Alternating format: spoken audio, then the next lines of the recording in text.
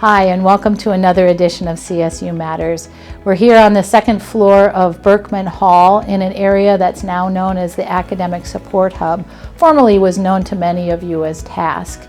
But several months ago, we received a grant from the Cleveland Innovation District and Jobs Ohio to substantially expand and upgrade the space of our academic support area, and we renamed it the Hub, so that when students came back to campus this fall, they were pleased and surprised to see a unified area where they could get all kinds of support, whether it's for their classes in a particular academic subject or more broadly in terms of the soft skills or the study skills and habits that they need to be successful here. The Academic Support Hub is operated by 4 full-time staff members, and they're supported by 7 graduate students and over 100 student tutors. I am so struck by the care, compassion, and academic talent of these wonderful professionals, and I'm excited for you to hear from some of them. Let's take a look. Let's start with having you just tell us your history here. How long have you been at CSU? How long have you been affiliated with the Hub? I've been here a little over 9 years, over 20 years experience in a learning center. And so I have been, my entire time here at CSU has been here, and originally was the Tutoring and Academic Success Center. And with the grant that we just received, we renamed and became the Academic Support Hub. We realized that we needed an area, a space for students, a centralized space for students to come and have all the support in one location. We recognized that there were some tutoring going on in some other areas, and we thought, let's bring it all together so we aren't making it more challenging for students to find the support that they needed. When I was in college, I got myself in pretty deep to an advanced math class without asking for help. So by the time I realized I wasn't going to make it without help, I was pretty embarrassed. I can't imagine I'm the only person who comes saying, I lost what was going on in class weeks ago. Yeah. I'm scared, I don't know what to do, I need help. Do you have students like that? Absolutely. Come in here? Yes, we do. We have a range of students. We have students that are really struggling in their courses, and then we have students that are trying to maintain that A. Hopefully we get them here sooner than later. Week 15, it's difficult to get the students where they need to be, but we always say the sooner the better to come in. And just to review, they just come in and they're working with the tutors just to keep current and keep up on the course content. What is the range that's offered here though at the Hub? Because it sounds like it's more than that. So we have the group tutoring that I think we offer about over 50 subjects, the 100 to 300 level classes. Mm-hmm. Then we have the drop-in tutoring, which is new this semester. We offer success coaching, which I refer to as those life skills, time management, reading comprehension, test anxiety, those type of things. We offer software coaching on the first floor of the library for students that struggle with maybe uploading a document to Blackboard, mm-hmm. or navigating a discussion post, or all of the just the Microsoft Office suites. So is it rebranding the notion of a hub? And it doesn't say tutoring anywhere in the name. It's Academic Support Hub. Do you think it changes the way students think about this work?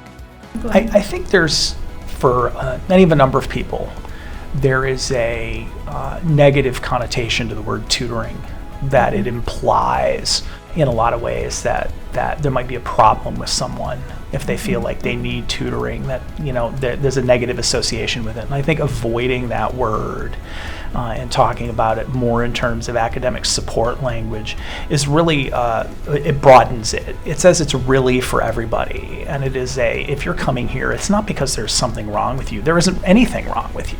Anybody who needs that assistance in any way, shape, or form at any point, be they somebody who's experiencing a great degree of challenge, or somebody who is just really concerned about maintaining mm-hmm. their performance in a course, it's really for everybody, and there should be no negative association with it. So I'm curious, you oversee a large number of workers. students, most of them, students themselves. So they're peer supporters or peer tutors. What kind of training or professional development do you provide? We do a lot of training. We do in-person training before the semester starts, big in-person trainings, and then we do workshops before the start of each semester, and then they do a lot of ongoing training. We have, our teams all have bi-weekly meetings, and they incorporate a little bit of professional development in every bi-weekly meeting.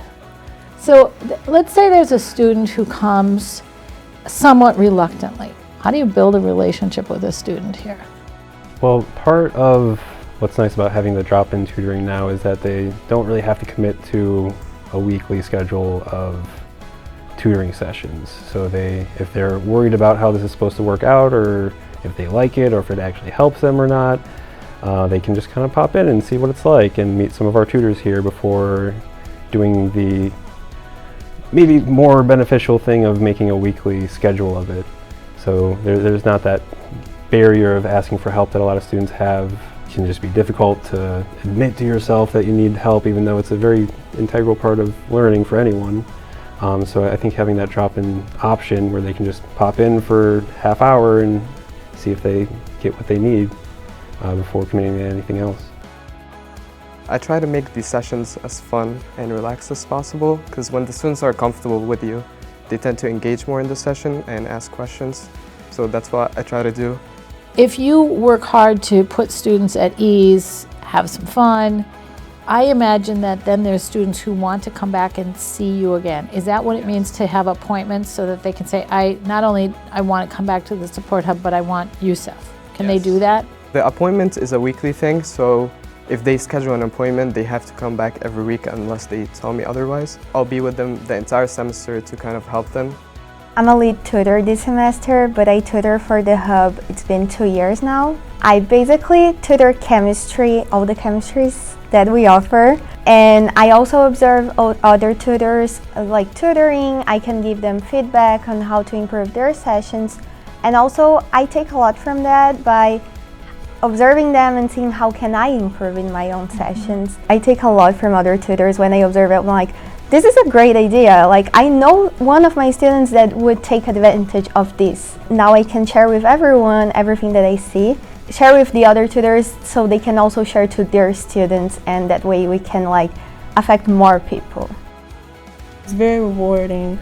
When I offer tutoring, I offer in the weekday, and I also do Zoom on Sunday. So students who do online classes, they also have the opportunity to do tutoring also. Wow, I hadn't even thought about that. Yeah, my Sundays I have blocks open from about 10 a.m. to 4 p.m., 1 hour blocks for students to do tutoring. And I do actually have 2 students in Sunday sessions, and it really is just rewarding, especially when students come back to you after a test or exam and they say you really helped, like, and they appreciate you for what you do.